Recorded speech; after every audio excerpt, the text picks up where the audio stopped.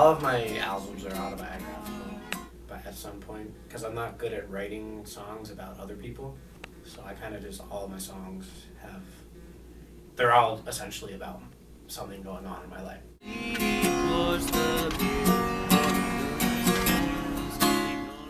But I mean, I still love writing a lot, so I really want to one day to be able to write an album that actually tells a story, like the great concept albums of the 70s, you know, just like an epic, sort of my own little musical epic rock opera. That's the word, a rock opera. As an amateur artist, how does the internet benefit and help you create what you do? Well, the internet, well, I mean, obviously, it's another way to distribute your music. I mean, it's a giant tool. I mean, everybody puts their stuff on the internet. Even just like I have a website for my music. I don't know if I'm allowed to plug that. Am I allowed to plug that? You should all go there. It's cool. But I mean, even stuff like Facebook, like just putting like a movie of my music on Facebook and tagging all my friends. It's a cool way to keep everybody updated. Do you worry that because music is so commonly downloaded for fun nowadays, it's going to become much harder for you to live off of what you do? Well, it's already hard for me to live off what I do. I don't know. The way I see it, if people are downloading your music, that means publicity is getting out and you're getting word of mouth, and that's going to reflect itself in your sales and your popularity. The more popular you are, the more money you're going to get. So I figured illegal downloading is really just another vehicle for publicity. So you're not worried? You still think people are going to buy your music? Yeah, I mean, I buy music still. I mean, I don't download as much music as I used to, but I don't download music at all actually anymore. But when I did, if I liked a track, I would buy it. Mm-hmm. The way I see it, like, people don't enjoy putting all their trust in 30-second iTunes previews. They want to actually hear the song, and you can actually trust people. If they like a song enough, they will buy it. People aren't just greedy little looking for the next MP3 they can get. Oh my God, it's a flip video. Yeah. Hi, we're street performing today. I mean, I think that the lack of trust between customer and vendor is one of the flaws in the music industry. That's pretty much what I was going to say. And I think they need to open that up a bit more. How so? Well, like I said, I mean, you can trust people like... It's kind of hard to describe. I mean, like I said before, I mean, you need more than a 30-second preview. Did that answer the question?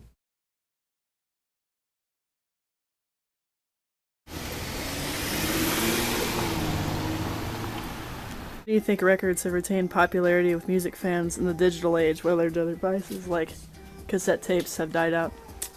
Actually, cassettes made a little bit of a comeback too. Really? Yeah. Low. I think people think it's cool to actually be able to handle something rather than just push buttons and have everything be automatic. A lot of people will argue vinyl sounds better in certain types of music, and I agree with that. And I think it's also kind of a trend right now. So as a store owner and as a music fan, what do you think about people being able to download music for free? If it's out there and it's free, people are going to do it, and I got nothing against it. What kind of effects do you think downloading as a whole will have on the music industry and on the direction that music will take in the future? On the industry, it's killing it. I mean, as far as the future of the music business? Well, the style that music will evolve. I don't think it will affect the style much. Style's going to be what it is no matter what. Mm-hmm. Think the ability to download music for free will ever cease to exist? No. Okay.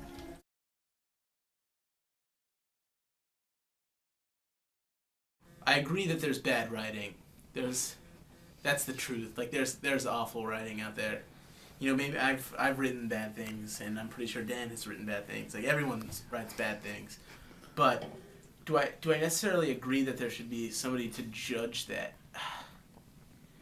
I don't know. I think there should be somebody to judge it if somebody's trying to pass bad writing off as something spectacular, but if somebody's willing to admit that their writing is like poor and that they just do it for fun, like I don't think that it's necessary to like critique them or anything.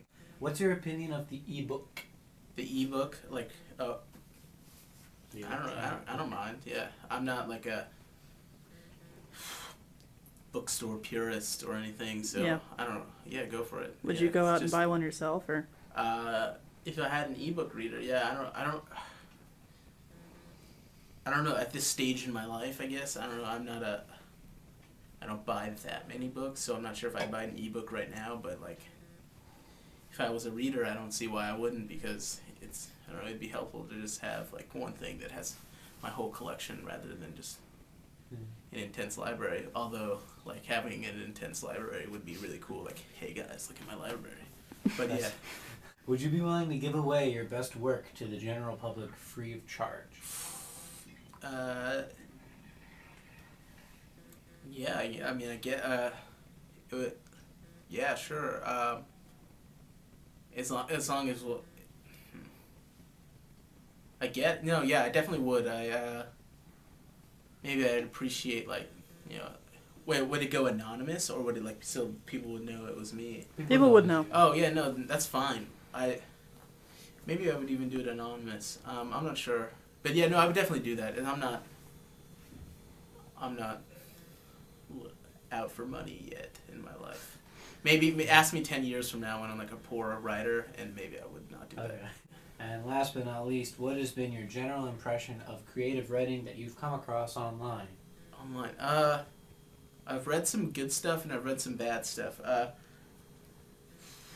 Actually, besides like people write like fan fiction and stuff like that. Fan fiction's pretty awful, but like as long as you like look like semi decently, like there's some good stuff out there. There's definitely some good stuff out there. There's even some great stuff. I haven't looked at like too many online stories. Like I've definitely like seen like a good amount like to be able to judge, but from what I've seen it's not that bad, unless it's like like people writing about like Mario like going to hang out with like Sonic or something like that. Alright, in cool. general, yeah.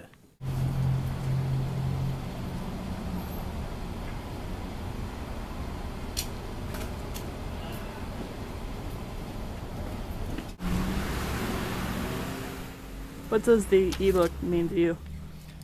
It means basically two things. One, that the little mass market books that used to be wildly popular, $3 a pop, now cost $10 and can be downloaded onto an extremely expensive machine.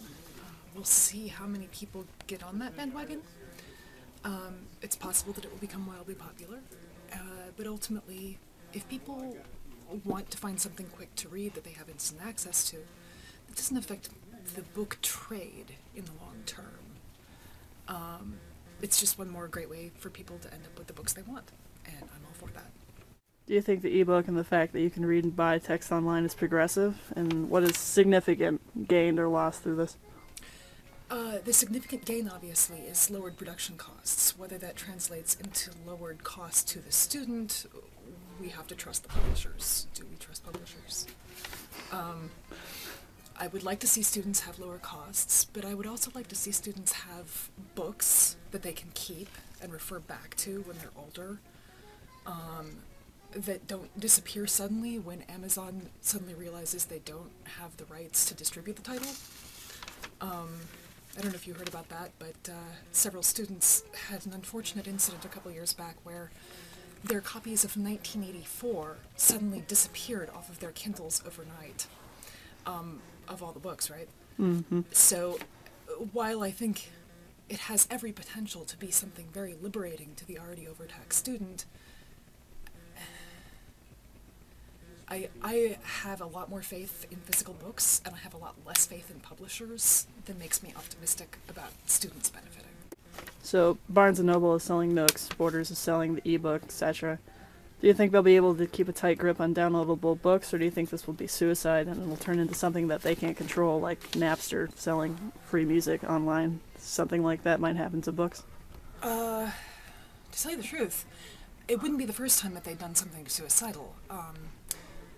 There's a concept in marketing called loss leading, where if something is really wildly popular, you put it out, perhaps even at a little bit lower than cost, and people come in to buy that, and then the theory is they'll also spend other money since they feel like they're saving money. Well, they've made this an industry-wide thing. They sell all bestsellers at 40% off the entire time they're on the bestseller list, which means that the books that people know about, that have been advertised to them, that are successful, that have wide word-of-mouth coverage, are the only things they buy. So it wouldn't be out of the question for them to do something that was short-sighted, because they've done it before. Whether this really has an impact, I mean, the biggest thing I'm seeing happen with the ebook reader right now is that self-published individuals are able to circulate their materials more. And okay, yeah, a couple million people might buy their John Grisham novels that way. Are Barnes & Noble really making that much money off of John Grisham novels to begin with, the mass market paperback kind? I remain unconvinced. So you think physical copies of books will retain a fan base, and enough so to support a business? Absolutely. I can't tell you how many times a day people come in and tell me they read it in ebook format and they want to have a copy that they can flip open, show their friends, loan around to people who don't have their particular reader. There are share options built into some of these things, but you can only share it once, or you have to pay extra to share it. And people want to be able to hold the book out to somebody and say, I loved this, you've got to read it. So for book lending, book giving, when you don't know what format your recipient of a gift person's reading thingy is, I mean, because Kindle doesn't read Nook files.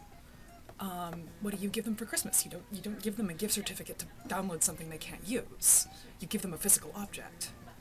Illustrations are still not fully realized in ebook format, although Barnes & Noble has taken some steps in that direction.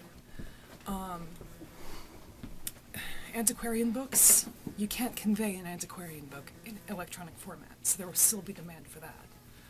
And plus, people like bookstores, especially in this town. They want to go someplace that's surrounded by books where they can sit down and have an intelligent conversation.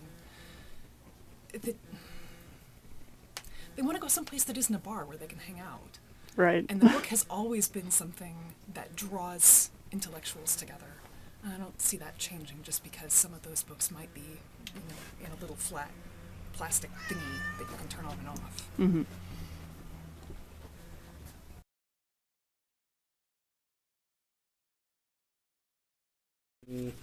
Neener, neener, neener, neener, nee.